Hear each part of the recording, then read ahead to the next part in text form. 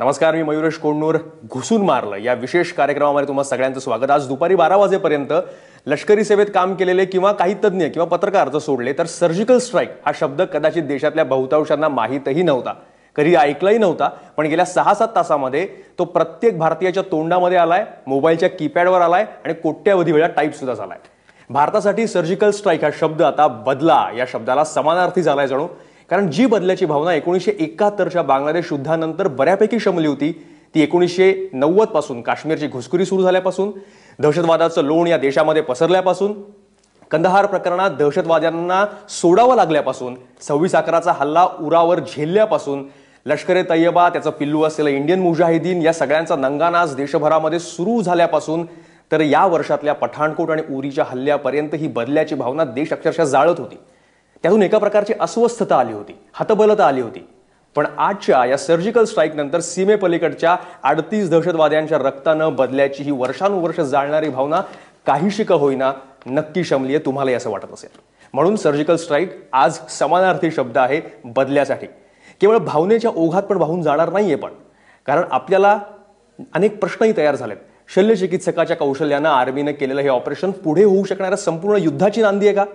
इतके वर्ष मुकाटपणे हल्ले सहन करणारा भारत आता खरंच बदललाय का? पाकिस्तान आता त्याला काय प्रत्युत्तर देईल आणि आपण त्यासाठी तयार आहोत का? ओसामा बिन लादेनला पाकिस्तानात घुसून मारल्यानंतर अमेरिकेच्या मागे जग उभं राहिलं होतं, तसंच ते आता भारताच्या मागे उभं राहील का? असे अनेक सारे प्रश्न आहेत. जल्लोषासोबतच या प्रश्नांची सुद्धा उत्तर आपल्याला मिळाली पाहिजेत आणि यावर चर्चा करण्यासाठी आपल्यासोबत आहेत दिल्लीहून ज्येष्ठ पत्रकार संरक्षण तज्ज्ञ नितीन गोखले आपल्यासोबत असणार आहेत. त्याचबरोबर पुण्याहून आंतरराष्ट्रीय घडामोडींचे अभ्यासक अविनाश धर्माधिकारी आपल्यासोबत आहेत.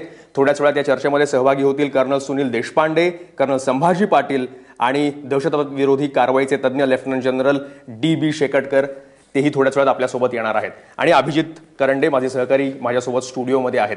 पण सगळ्यात पहिल्यांदा हा हल्ला जो दुपारी रात्री 12:30 वाजता काल झाला, कशा प्रकारे झाला? अभिजित, हे जर सगळं आपण दाखवलं तर कशा प्रकारे हा हल्ला झाला? हेलिकॉप्टर्सनी पॅराट्रूपर्स तिथे गेले होते. नक्कीच मयुरेश, खरं तर आपल्याला या क्षणाला आपण देशातल्या प्रत्येक नागरिकाचं, नरेंद्र मोदींनी दाखवलेल्या धाडसाचं आणि आर्मीने केलेल्या कामगिरीचं कौतुक केलं पाहिजे, अभिनंदन केलं पाहिजे आणि त्याच्यापासून सुरुवात केली पाहिजे. खरं तर या हल्ल्याची जी चर्चा होती ती गेल्या अनेक दिवसांपासून भारत काहीतरी करणार, मोठं काहीतरी एक पाऊल उचलणार याबद्दल चर्चा होती. मात्र अनेक दिवसापासून जी तयारी सुरू होती त्याचं खरं ऑपरेशन काल दुपारी सुरू झालं आणि रात्री 12:30 वाजता पॅराट्रुपर्सच्या साह्याने हवाई दलाच्या काही हेलिकॉप्टर्सनी आपले जे पॅराट्रुपर्स होते, जे स्पेशल टास्क फोर्सचे होते, ते पाकव्याप्त काश्मीरमध्ये आपण ते हे इथं पाहू शकतोय की ते हेलिकॉप्टर्स पलीकडे गेले आणि त्यानंतर ही जी काही निवडक ठिकाणं होती, ही सगळी ठिकाणं जी अगोदर 7 अड्डे, भिंबर, हॉट स्प्रिंग असे 7 अड्डे होते आणि तिथं जवळपास 3 किलोमीटर म्हणजे 500 मीटर, म्हणजे आपल्या LOC पासून 500 मीटर ते 3 किलोमीटर अंतरापर्यंत ते अड्डे होते आणि तिथं जाऊन हे ऑपरेशन झालं. म्हणजे जे आपल्याला माहिती अधिकृत सूत्रांनी दिली, जी DGOनी माहिती दिलेली आहे त्यानुसार 2 जिवंत दहशतवादी सुद्धा पकडून आणले. 38 सगळ्यात महत्वाची गोष्ट आहे आणि 38 दहशतवाद्यांचा खात्मा केला, तिथं त्यांना मारून टाकलं. खरं तर सकाळी जेव्हा प्रेस नोट आली किंवा प्रेस कॉन्फरन्स झाली तेव्हा DGOनी सांगितलं की आम्ही मोजत बसलो नाही. म्हणजे तो जो राग होता, तो जो क्षोभ होता, तो त्यांच्या बोलण्यातून दिसत होता. पाकिस्तान आजवर केलेल्या कागाड्या ज्या होत्या त्यांच्या बोलण्यातून दिसत होत्या आणि त्यांनी त्याच्यामुळे सांगितलं की किती आकडा आहे असं विचारलं. त्यांनी सांगितलं की आम्ही मोजत बसलो नाही, आम्ही फक्त मारत राहिलो. आणि हा जो क्षोभ होता, हा तो त्या बोलण्यातला क्षोभ होता खरं तर. आणि त्याच्यानंतर अगदी 4 तास हे ऑपरेशन चालू होतं. 12:30 वाजता गेले ट्रुपर्स आणि त्यांनी आपलं काम सुरू केलं आणि 4 तासामध्ये जवळपास 4:30 वाजता 2 जिवंत दहशतवाद्यांना घेऊन, त्यांच्याकडे सापडलेलं सामान घेऊन हे सगळे आपले मिशनसाठी गेलेले सगळे जवान वीर जे ते विजयानं एक बदल्याची भावना जी होती ती पूर्ण करून परत LOCच्या आधी सूर्योदयाच्या वेळेस हे 2 जिवंत दहशतवादी जे कदाचित एक महत्वाची साक्षीदार ठरणार आहेत संपूर्ण आंतरराष्ट्रीय समुदायासमोर. पाकिस्तान काय करतं हे दाखवण्यासाठी ते साक्षीदार आहेत जिवंत. चला आता मुख्य आपली चर्चा सुरू करूयात. सगळ्यात सुरुवातीला अविनाश धर्माधिकारींकडे जाऊया. धर्माधिकारी सर, कायम इतिहासात जर आपण बघितलं तर 65च्या युद्धामध्ये आपण लाहोरपर्यंत जाऊ शकलो असतो, पण पुढे गेलो नाही. आपण अजून जिंकू शकलो असतो. त्यानंतर बांगलादेश ह्याच्यामध्ये लाखाहून अधिक सैन्य आपल्या मागे लागलं होतं, तरी सुद्धा आपण केवळ बांगलादेश मुक्त केला, आपण थांबलो. 99च्या युद्धामध्ये काही जण असे म्हणाले की एअर स्ट्राईक झाली असते तर आपण अजून पाकिस्तानचं नाक चेनलं असतं, पुढे जाऊन गेलो असतो. पण ती पॉलिटिकल विल आपण त्यावेळेस दाखवली नाही, युद्ध जिंकून सुद्धा. आता असं झालं का की आपल्या सगळ्या या जुन्या इतिहासापासून मुक्ती मिळाली आजच्या बदल्यानं आणि भारत आता जशास तसं उत्तर देऊ शकतो असं वर्तमान सिद्ध झालं? धर्माधिकारी सर.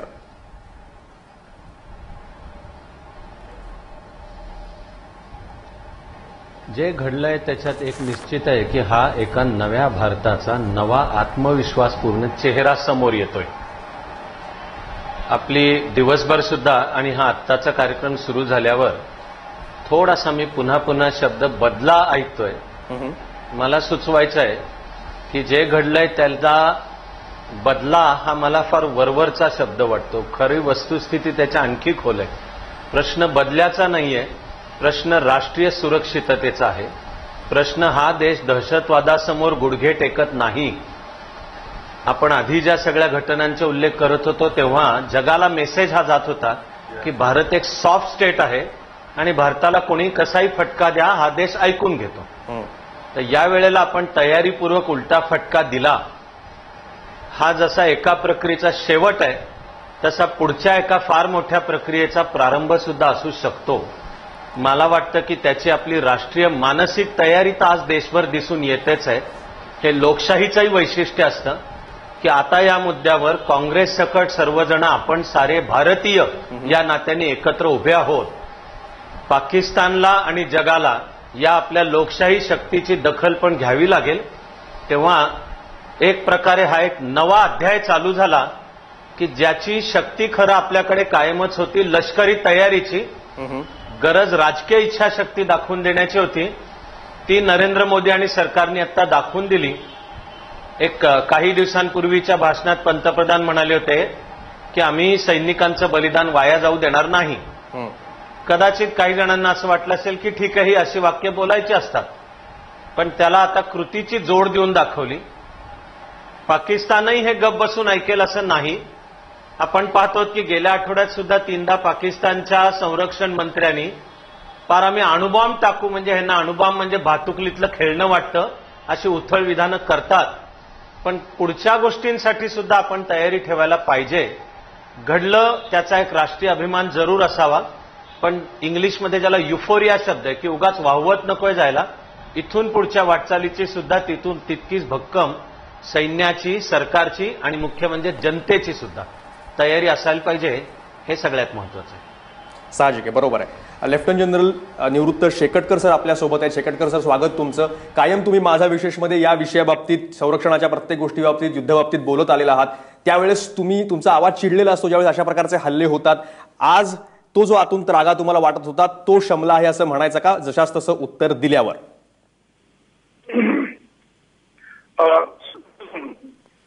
हा संपला ह्या मला वाटतं आपल्याला करावी.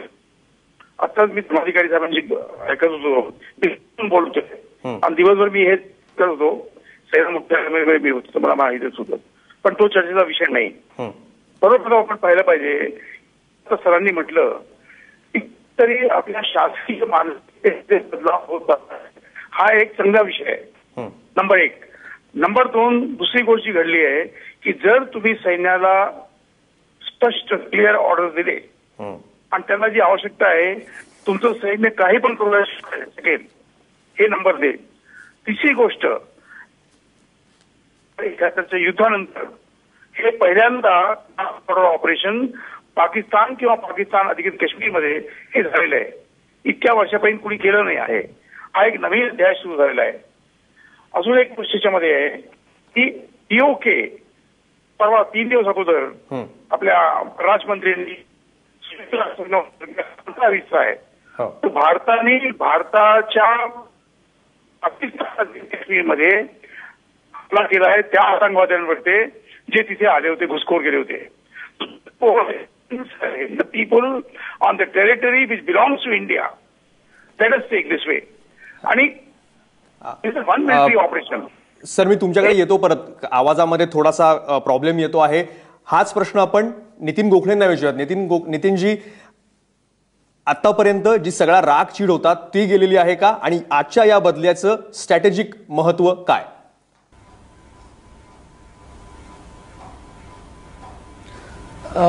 मी बदला हा शब्द वापरणार नाही मयुरेश. एक गोष्ट सांगावीशी वाटते की जसं शेकटकर सर म्हणत होते की हे जे ऑपरेशन झालं याचा अर्थ असा नाही की याच्या आधी आर्मीच्या मध्ये ही क्षमता नव्हती किंवा आर्मीच्या स्पेशल फोर्सेसमध्ये ही क्षमता नव्हती.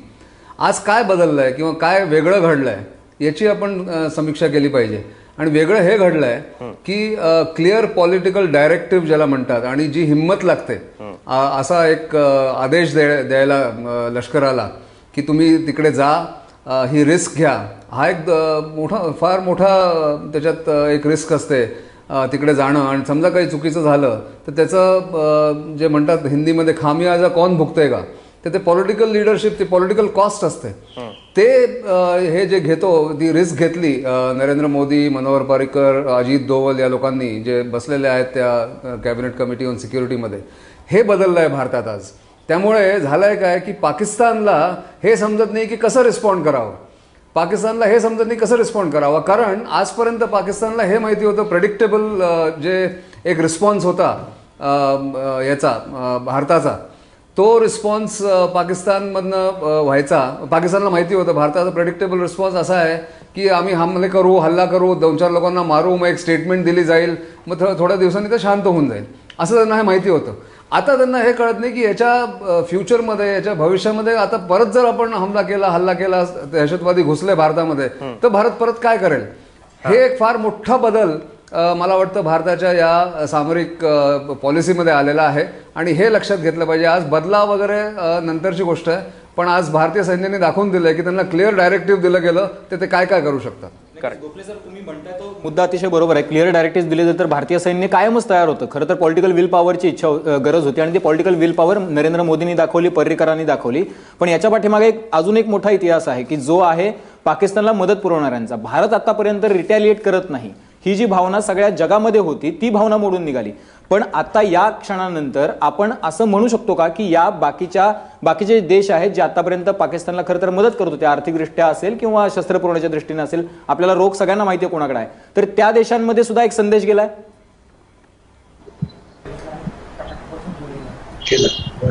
तुम्ही मला विचारताय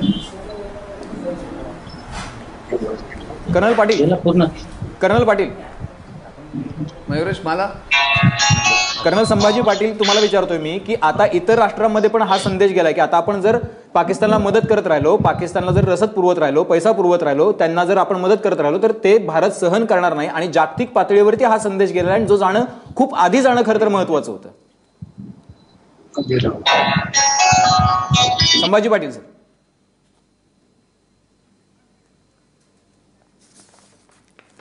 खरं तर म्हणजे काहीतरी तांत्रिक प्रॉब्लेम आहे आणि त्याच्यामुळे आवाज जात नाहीये. आपल्यासोबत धर्माधिकारी सर आहेत. धर्माधिकारी सर, हा संदेश खूप आधी जायला हवा होता, उशीर झाला, पण आता जगभरात एक क्लिअर मेसेज गेलेला आहे की भारत अशा कुठल्याही प्रकारची आगळीक सहन करणार नाही. त्याच्यामुळे यापुढे पाकिस्तानला मदत करणारे विचार करतील असं वाटतंय का तुम्हाला?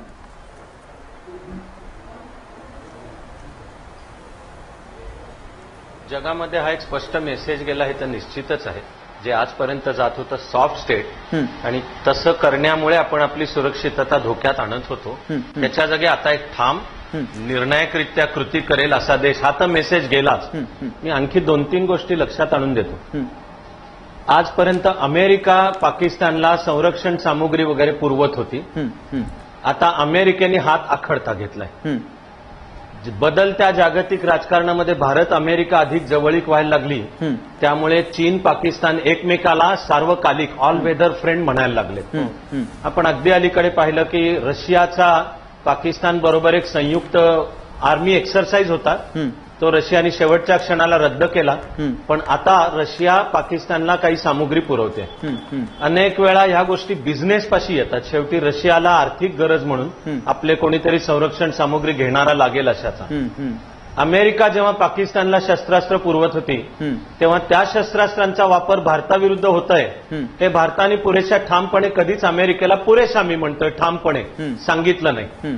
आता भारत जेव्हा ठाम भूमिका मांडतोय त्याचे जगामध्ये पडसाद निश्चितपणे दिसून येतीलच आणि पाकिस्तानला बचावावर जावं लागेल. आपण पाहतो आहोत की गेल्या काही काळामध्ये डिप्लोमसी पण आर्मीला, संरक्षणाला मागे सगळं कूटनीतीचाही तितकाच समर्थ आधार असावा लागतो.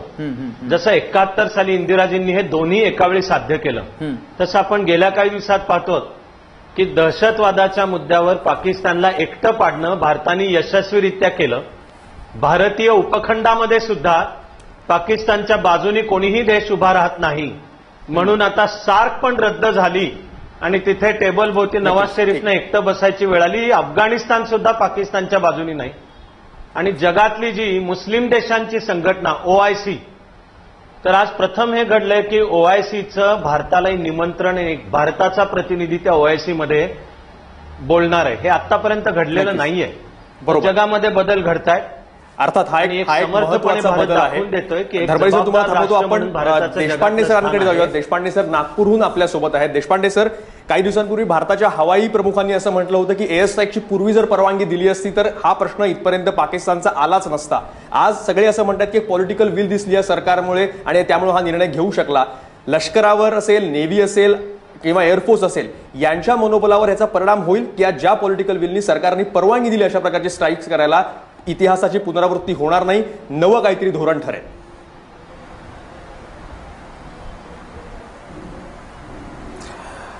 आज जो सर्जिकल स्ट्राईक झालेला आहे यामुळे सर्व देशात आनंद आहे आणि अत्यंत चांगली गोष्ट आहे. मोदी सरकारचं आपण अभिनंदन करायला पाहिजे की खरोखर ही अत्यंत चांगली गोष्ट झालेली आहे. आता मागे जे एअर चीफनी म्हटलं होतं की आम्हाला परवानगी मिळाली असती तर आम्ही आज शिरलो असतो. खरं तर जेव्हा आपली सेना हल्ला करत होती कारगिलच्या युद्धामध्ये आणि आत घुसली होती, तेव्हा आपली परिस्थिती अशी होती की आपण खरोखर पुढे जाऊ शकलो असतो आणि पाक व्याप्त काश्मीर जो आहे हा आपण लिबरेट करू शकलो असतो. काय असतं की त्यावेळेला देखील एक धोरण असं होतं की आपण जिथे जातो ते थांबून जावं आणि पुढे जाऊ नये. लष्कर आपली सेना जी आहे ही जगातली आज उत्तम सेना आहे, सर्वश्रेष्ठ सेना आहे. बरोबर. It is highly professional army in the world. परंतु काय आहे की एक नेतृत्व खंबीर पाहिजे. जर राजनीतिक नेतृत्व खंबीर असेल आहे तर मग सेना काहीही करू शकते. सेनेला फक्त आदेश व्हावा असतो.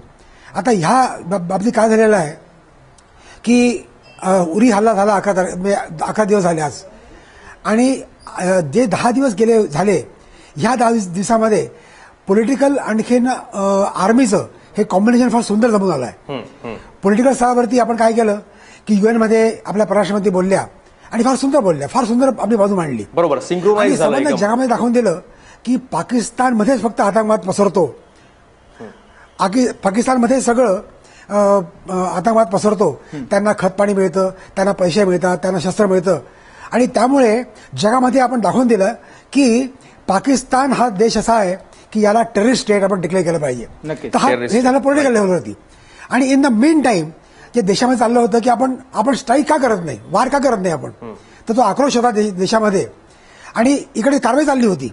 आता ही जी ऍक्शन झालेली आहे ह्या मागे किती प्लॅनिंग असेल आहे ह्याचा आपण विचार करू. प्लॅनिंगने केलेलं आहे आणि अतिशय महत्त्वाचा मुद्दा आहे की 11व्या दिवशी आपण हल्ला केला आणि आपण बदला घेतला. आपण जरी बदला म्हणणार नसलो त्याला तरी सुद्धा बदला घेतला असं आपण म्हणूयात. तर यामुळं अगदी मनोधैर्य वाढणाऱ्या याच्यामध्ये काही शंका नाहीये. मी संभाजी पाटलांकडे जाणार आहे. संभाजी पाटील सर, की हा हल्ला करून आपल्याला थांबता येणार नाहीये. आज ज्या पद्धतीनं देशभर हाय अलर्ट आहे, आपल्याला 750 किलोमीटरची LOC आहे, आपल्याला जास्तीत जास्त सतर्क राहावं लागणार आहे आणि फक्त थोड्या कालावधीसाठी नाही तर अतिशय लॉंग टर्मसाठी सतर्क राहावं लागणार आहे. कुठल्याही पद्धतीचं आता आपल्याला बेसावधपणा महागात पडू शकतो, खपणार नाहीये तो, आपल्या देशाला परवडणारा नाहीये तो. तर त्याच्याबद्दलची स्ट्रॅटेजी नेमकी काय असली पाहिजे आता?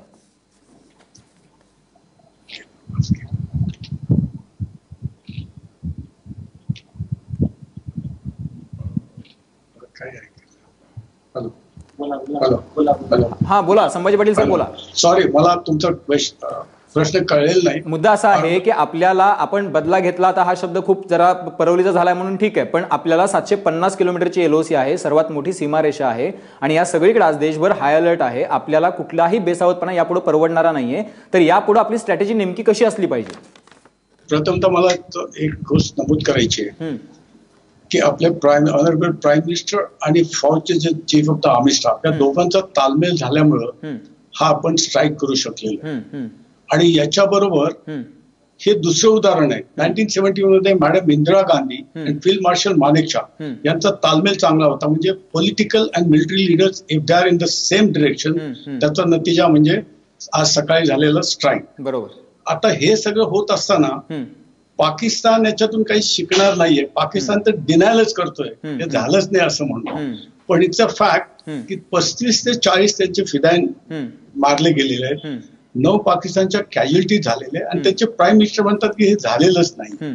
पाकिस्तान डिनायल मूड मध्येच असणार आहे. पण आता आपल्याला प्रिकॉशन अशी घ्यावं लागणार आहे की जे स्लीपिंग सेल्स आहेत, स्पेशली श्रीनगर, युपी मध्ये, हैदराबाद मध्ये, सिकंदराबाद, बॉम्बे, याच्यासाठी आपली जी पोलीस यंत्रणा आहे, इंटेलिजन्स यंत्रणा आहे, त्यांना फार सक्षम राहाल. तुमच्या माहितीसाठी जगातलं नंबर 2चं पोलीस बळ आपल्या सगळ्या हिंदुस्थानात आहे. या लोकांनी थोडं अलर्ट राहिलं पाहिजे आणि त्यांनी अलर्ट राहिल्यामुळं आपल्याला कळेल की पाकिस्तान आता डायरेक्ट अटॅक करणार नाही, पण असले चाळे करून आपल्याला काहीतरी नाही नक्कीच म्हणजे आपल्याला सतर्क राहावं लागणार आहे इंटेलिजन्सच्या दृष्टिकोनातून, पोलिसांच्या दृष्टिकोनातून, अंतर्गत सुरक्षेच्या दृष्टिकोनातून. मी नितीन गोखलेंकडे जाणार आहे. नितीन गोखलेजी, हा एक महत्त्वाचा मुद्दा आहे की स्लीपिंग सेल्स आणि बाकीच्या सगळ्या यंत्रणा त्यांनी त्यांच्यावर अतिशय बारीक नजर असली पाहिजे, जे संशयित आहेत त्यांच्यावर बारीक नजर असली पाहिजे. एकीकडे आयसिसचा धोका आहे, या सगळ्या गोष्टी आहेत. मात्र दुसरीकडे एक आंतरराष्ट्रीय पातळीवरती पण एक राजकारण चालू आहे की अफगाणिस्ताननी सार्कच्या बैठकीवरती बहिष्कार टाकला, मग भूताननी टाकला, भारताने ऑलरेडी टाकलेला होता. त्याच्यामुळे एक दबाव निर्माण झालेला आहे पाकिस्तानवरती आणि यापुढे अशा कारवाया जर पाकिस्तानने केल्या तर त्याला त्याचा एक मोठा परिणाम भोगावा लागू शकतो आंतरराष्ट्रीय पातळीवरती. तर त्याच्यामुळे पाकिस्तान थोडे दिवस आस्ते कदम चाललं असं वाटतं.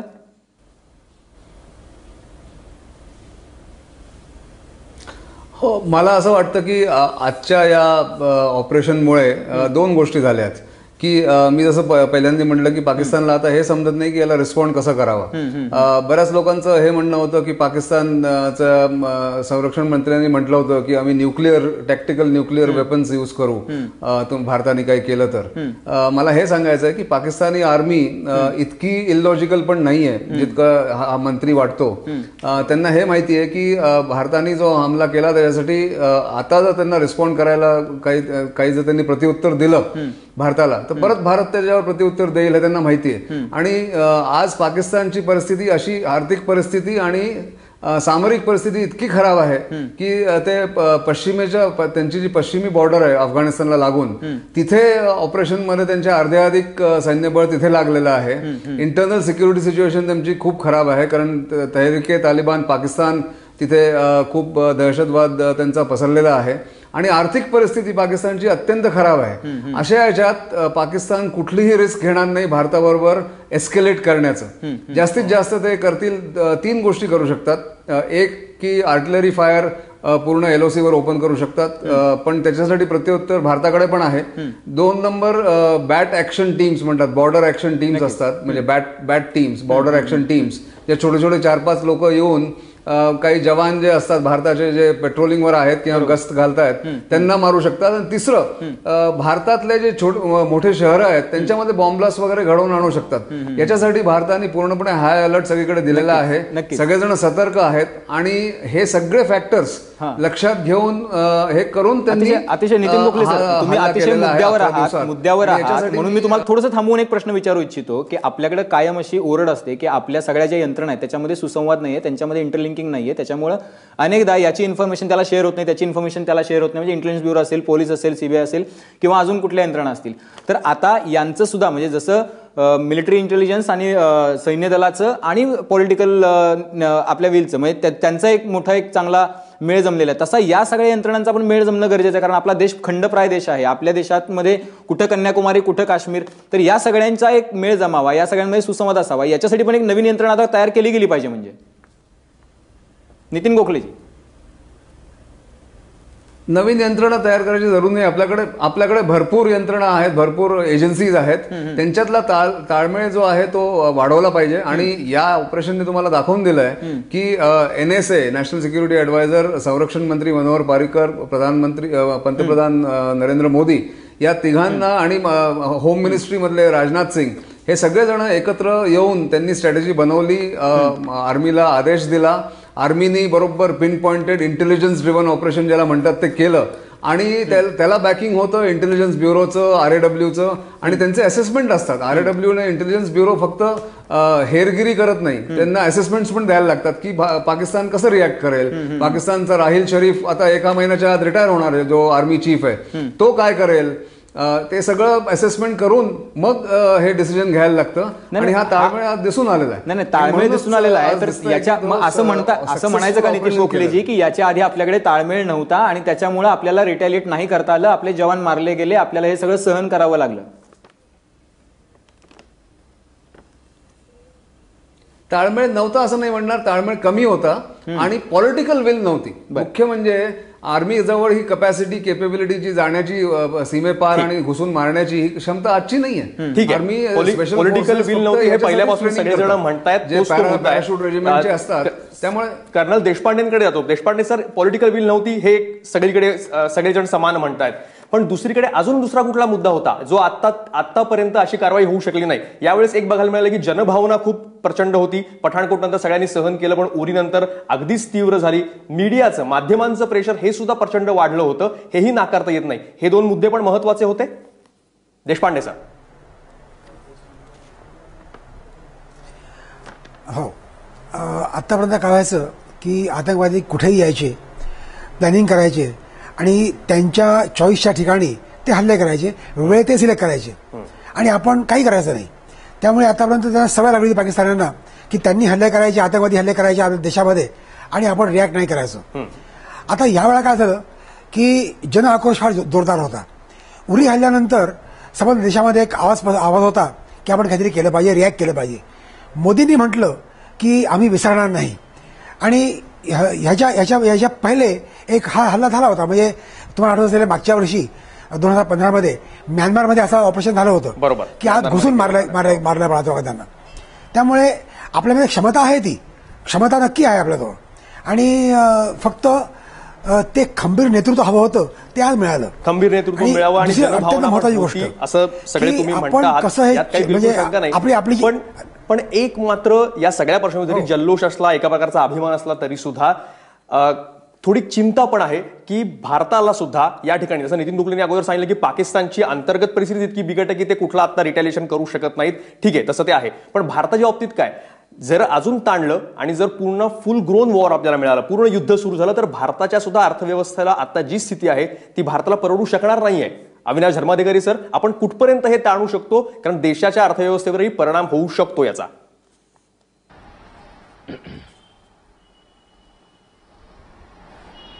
मयुरेश, मी या चर्चेमध्ये सगळ्यात मोठा काय घडलंय, आज नेमकं जे घडलंय त्याचं इम्प्लिकेशन काय होतं ते सांगून मी या आर्थिक मुद्द्याकडे येतो आणि पटकन येतो कमी याच्यात. ठीक.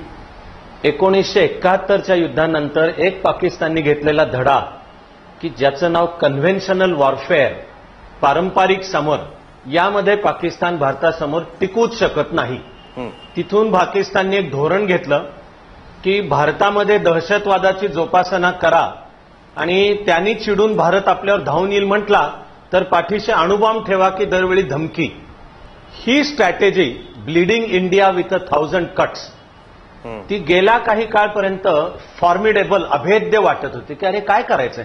पाकिस्तान त्यांच्या चॉईसनी, त्यांच्या टायमिंगला भारताच्या जमिनीवर आपल्याला रक्तबंबाळ करत होता आणि आपण किती त्यावर चिडलो तर इथे शिकवणारे पण अनेक शहाणे होते की भारत प्रतिकार करायला गेला तर अणुयुद्ध होईल, अणुयुद्धाचं अमुक नुकसान आहे. त्या काळात सुद्धा कोणी विचार केला नाही की अरे अणुयुद्धाची भीती का एकट्या भारताला आहे का, पाकिस्तानला वाटत नाही ही भीती. पण हा जो पाकिस्तानचा इन्व्हिन्सिबल, अभेद्य वाटणारा एक फॉर्म्युला होता ना की पाठीशी अण्वस्त्र आणि पुढे प्रॉक्सी वॉर, या हल्ल्यानंतर ते मोडून पडलेलं आहे. एका बाजूला टॅक्टिकली बलुचिस्तान, दुसऱ्या बाजूला जागाच्या पातळीला पाकिस्तानला एकटं पाडणे आणि त्यावेळेला कणखरपणाने करून दाखवलेली ही कृती, याच्यात पाकिस्तानचा गेली 30-35 वर्ष चाललेला एक फॉर्म्युला कम्प्लिटली उद्ध्वस्त झालेला आहे. हा महत्वाचा धडा पण हे या घटनेतलं मोठं आहे. आता समजा उद्या यातनं काही गंभीर घडू शकतं का, आता तयारी ठेवायलाच पाहिजे. अशा गोष्टी जेव्हा घडतात, बुद्धिबळाचं जसं असतं की पुढच्या 5 चाली कोणत्या कळायला पाहिजेत तर तो चांगला खेळाडू आहे. मग हे तसंच आहे की हे आपण एकदम गरम डोक्याने काहीतरी घुसून केले नाही. ह्या कारवाया थंड शांत डोक्याने योजनापूर्वकच करायच्या असतात आणि ही तशी झाली याची मला खात्री आहे. तेव्हा युद्ध उद्भवू शकतं का, तर त्या तात्विक शक्यता आहेत. मी म्हणेन होणार नाही, होऊ नये, कारण पाकिस्तानची ती क्षमता नाही. पण दुर्दैवाने असं काही घडलं तर आपल्याला जड जाईल, त्रास होईल. हे खरंय, आज आपलं स्टॉक मार्केट खाली गेलं 500 मुद्द्यांनी, पण भारताकडे ती क्षमता आहे पुरून उरण्याची. पाकिस्तानकडे ते पुरून उरण्याची क्षमता सुद्धा नाही. या मुद्द्यावर नितीन गोखले, आपल्यालाही काही बोलायचं होतं. गोखले सर. हो, मी हेच मला म्हणायचं होतं की पाकिस्तानला हे जे वाटायचं की भारत काही ऍक्शन घेणार नाही, ती आज ॲक्शन घेतल्यामुळे पाकिस्तानला आता याच्या पुढचे जे निर्णय घ्यायचे आहेत त्या निर्णय घेण्यामध्ये त्यांना खूप कठीण परिस्थिती त्यांच्यावर येणार आहे. कारण जर तुमची प्रॉक्सी वॉर इतके दिवस त्याचा एक सक्सेस होत होता, ती जर तुम्हाला आता त्याच्यावर सक्सेस होणार नाही आणि भारत जर सारखं असं काहीतरी दुसरं वेगळं करायला लागला, तुम्हाला सिंधू नदीचं पाणी कमी करायला लागला किंवा पाणी जास्ती वापरायला लागला भारत, तिकडे कमी झालं पाणी, तुम्हाला सार्कमध्ये बॉयकॉट केलं, तिकडे MFN status most favoured nation ट्रेडचा जो स्टेटस होता तो जो कमी करून टाकला, तर सगळ्या बाजूंनी तुम्ही जर त्याला आवळून आणलं पाकिस्तानला, तर त्यांना आता हे समजत नाही की काय करावं. कारण युद्ध पूर्णपणे युद्ध करण्याची त्यांची क्षमता अजिबात नाही आहे आणि त्यांना कोणी करू पण देणार नाही. तर अशा परिस्थितीत आता दुसरं काय करायचं? 25-26 वर्ष हे करून बघितलं, याच्या पुढच्या फेजमध्ये काय करायचं हे आता पाकिस्तानला समजत नाहीये. हा सगळ्यात मोठा सक्सेस आजच्या ऑपरेशनचा आहे. नक्कीच. मी संभाजी पाटील, कर्नल संभाजी पाटील तुमच्याकडे येतो. मुद्दा असा आहे की अशा प्रकारचे ऑपरेशन्स होत राहतात, म्हणजे पाकिस्तान आपल्या भागात येऊन ऑपरेशन्स करत असतं आणि भारत पण अशा पद्धतीनं छुपी ऑपरेशन्स करत असतं. पण पहिल्यांदा असं होतं म्यानमारमध्ये जाऊन आपण तिथंही घुसून मारलं होतं आणि आज परत एकदा पाकिस्तानला कडक संदेश देण्यासाठी म्हणून, देशामधली जनभावना होती म्हणून आपण तिथंही घुसून मारलं आणि ते पब्लिकली आपण समोर आलो. तर याच्या मागे काय स्ट्रॅटेजी आहे?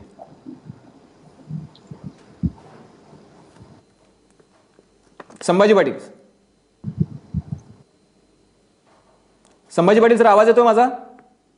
प्रश्न कळला नाही, परत मला असं आहे की पाकिस्तान जसं आपल्या भागामध्ये येऊन ऑपरेशन्स करत असतं, आपल्या भागामध्ये येऊन जसं ते आपल्या इथं रक्त सांडत असतात, तसं भारताचे लष्करी जवान सुद्धा तिथं ऑपरेशन्स करत असतात. आपली ऑपरेशन्स सीमेपलीकडे होत असतात, ती छुपी असतात, ती रणनीती असते. पण भारतानं पहिल्यांदा, म्हणजे म्यानमार नंतर दुसऱ्यांदा खरं तर पुढे येऊन स्ट्रॅटेजिकली ओपनली सगळ्या जगाला सांगितलं, इव्हन 22 देशांना फोन करून मोदींनी कळवलं की आम्ही असं ऑपरेशन केलेलं आहे. ही एक स्ट्रॅटेजी आहे.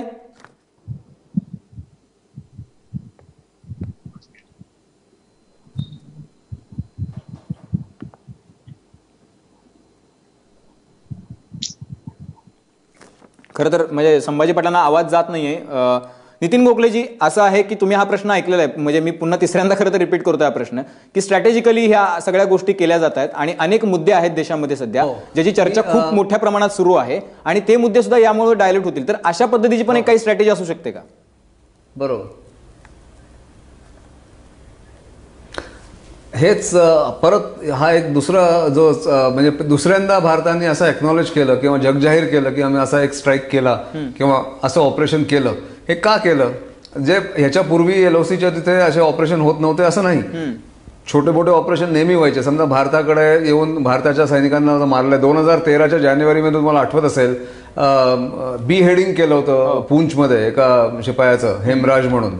त्याच्या वेळेस त्याच्यानंतर भारताच्या काही सैनिकांनी जाऊन 2-1 महिन्यांनी सूट घेतला होता, त्यांच्याही काही सैनिकांना बिहेड केलं होतं. पण ते ऑपरेशन असे असायचे 2-3 जणांना जाऊन किंवा 10 जणांनी जाऊन करण्याचे, ते तुम्हाला कधीच ते एक्नॉलेज करता येत, जगजाहीर करता नाही यायचे त्या कारणांसाठी की हे दोन्हीकडनं करायचे.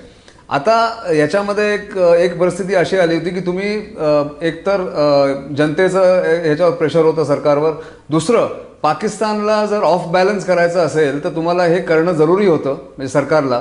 ते त्यांनी करून दाखवलं आणि हीच चेंज ऑफ स्ट्रॅटेजी जी आहे ती ही आहे. मी ते मगासपासून तुम्हाला सारखं प्रत्येक प्रश्नाचं उत्तर देताना हे सांगतोय की ही चेंज ऑफ स्ट्रॅटेजी आता जग जाहीर केली आणि जगातल्या बाकीच्या देशांना सांगितलं आणि त्याचमुळे आज अमेरिकेचे जे नॅशनल सिक्युरिटी ॲडवायझर आहेत सुसान राईस, त्यांनी पण लगेच अजित डोवलना फोन केला कारण आणि त्यांनी सांगितलं की आम्ही तुम्हाला सपोर्ट करतो.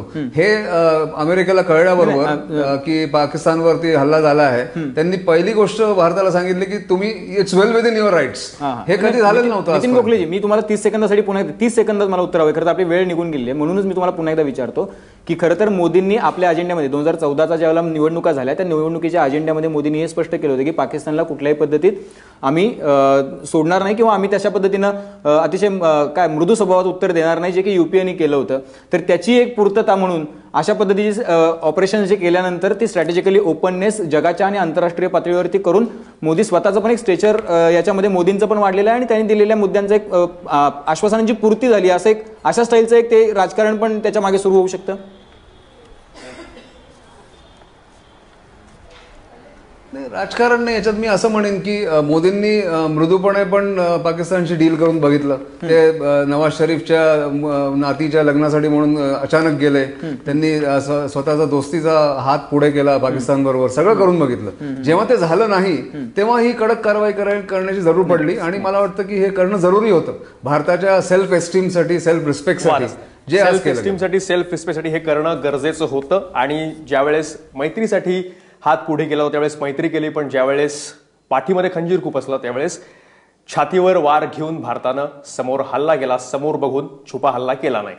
सगळ्यांचं म्हणणं हेच होतं की जे केलं ते योग्य केलं. मुख्य म्हणजे इतिहासापासून मुक्ती असं म्हटलं पाहिजे, कारण जशास तसे उत्तर आलेला कार्य आता भारत म्हणू शकतो हेच याच्यातून सांगायचं होतं. पण त्याबरोबर हेही लक्षात ठेवलं गेलं पाहिजे की हा व्यवस्थित समजून, अभ्यास करून, ठरवून, प्लॅनिंग केलेला एक स्ट्रॅटेजिक हल्ला होता. केवळ जनभावनेच्या आधारावर, माध्यमांच्या दबावाच्या आधारावर युद्धाचे निर्णय होत नसतात, हेही महत्वाचं. याचे सगळे पडसाद पुढे कसे उमटतात भारत पाकिस्तान सीमेवर आणि त्यासोबत आंतरराष्ट्रीय पटलावर हे आपण पाहत राहणार आहोत. चर्चा आपली सुरूच राहणार आहे. या चर्चेमध्ये इथंच थांबतो. आपले सारे मान्यवर सहभागी झाले त्याबद्दल त्यांचं आभार मानतो.